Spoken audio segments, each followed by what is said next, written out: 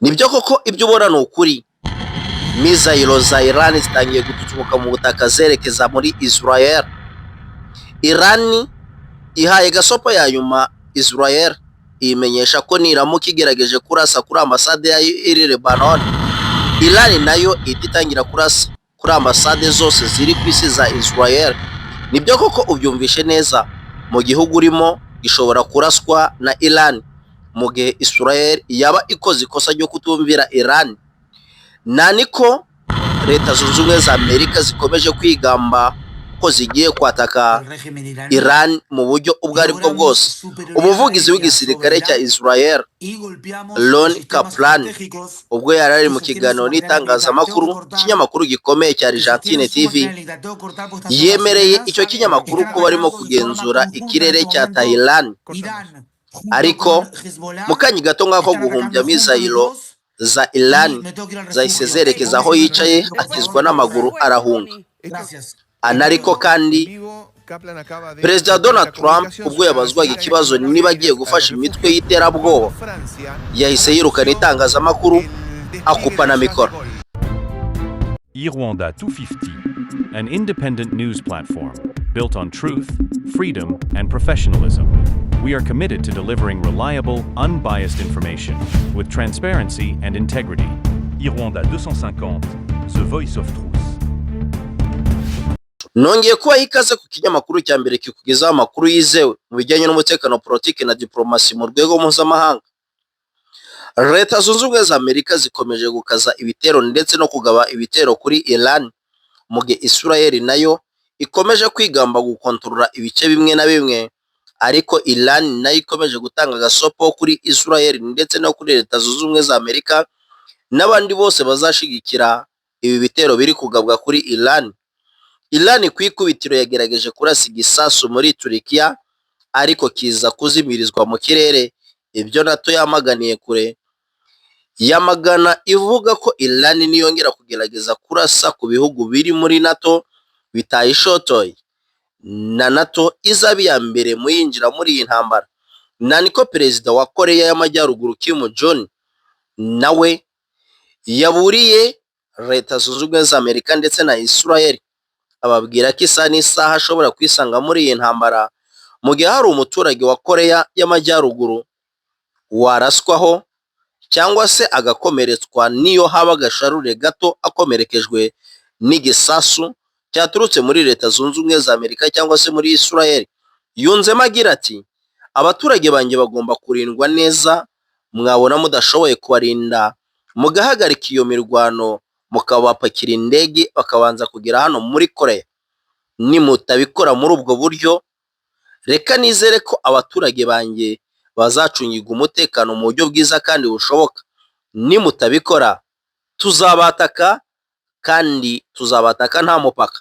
Kim Jong akomeza kwemeza ko mu gihe umuturage we yagira ikibazo muri iyi ntambara ikomeje guhuza Leta Zunze Ubumwe za Amerika ndetse na Israel bataka Iran, ko bazayirasa batitangiriye itama. Reka tuve kuri Perezida Kim Jong ahubwo twinjire ku muvugizi wa Hezbollah umaze gutangaza ko Hezbollah igiye kwinjira muri iyi ntambara byeruye igashigikira Iran mu kwataka Israel.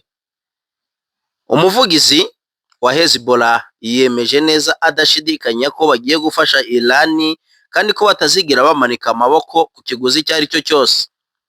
Hasem yagize ati, tuzafasha Iran paka ku iherezo. Nkwibutse ko ku itariki 6 z'ukwezi kwa 11 umwaka wa 2024 Israel yasabye Leta Zunze Ubumwe za Amerika ko babahuza na Hezbollah basoza basinya amasezerano y'amahoro. Ibyo koko Leta Zunze Ubumwe za Amerika zitangiye kugaba igitero cy'ubutaka muri iri joro rya tariki 5 ukwezi n'ukwa gatatu umwaka wa 2026.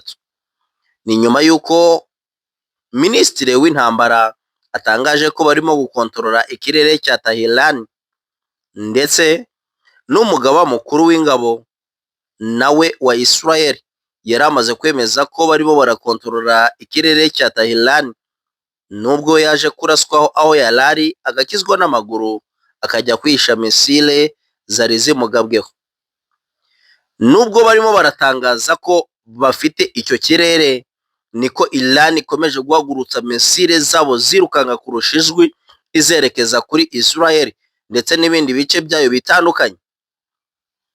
Ibitero bya Leta Zunze Ubumwe za Amerika bitangiye kunyuzwa ku butaka, ibindi binyuzwa mu kirere, ariko bafatanya na Israel kwataka Iran mu murwa mukuru wayo.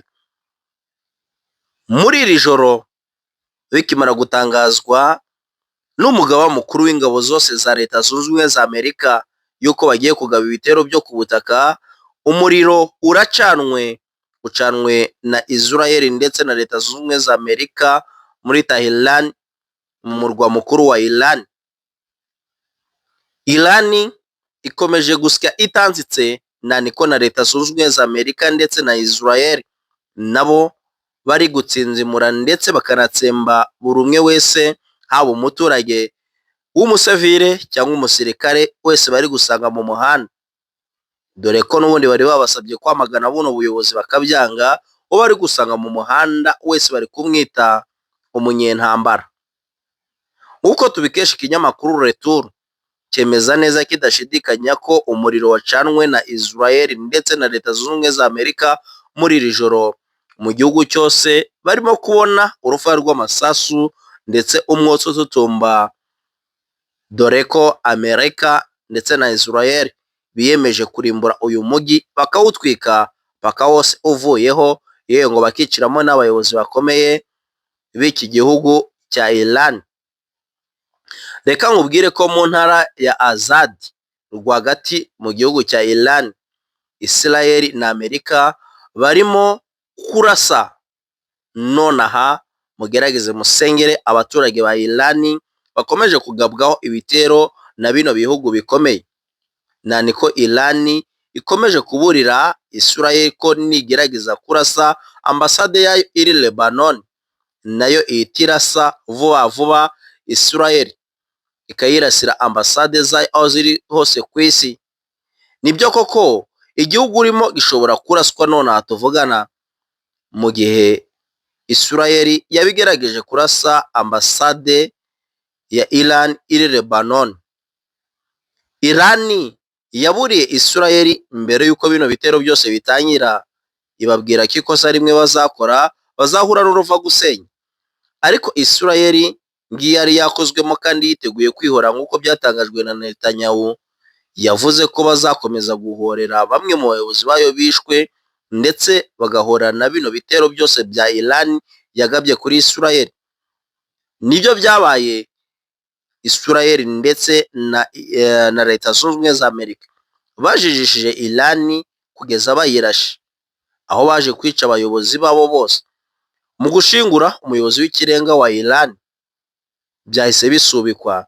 Itangazamakuru ribajije impamvu bisubitswe, bagima amakuru baribwira ko rigomba gutegereza igihe cyo gushingura kikazatangazwa, ko batagomba gushingura umuyobozi mu gihe igihugu kiri mu kaga, kandi ko bacyunamira uyu muyobozi nubwo bari mu minsi 40, ariko iyo minsi 40 Leta Zunze Ubumwe za Amerika ndetse na Israel bakaba bakomeje kubagabaho ibitero bitandukanye. Nibyo koko Leta Zunze Ubumwe za Amerika zikomeje kugaba ibitero simusiga kuri Iran ndetse n'abayobozi bayo batandukanye.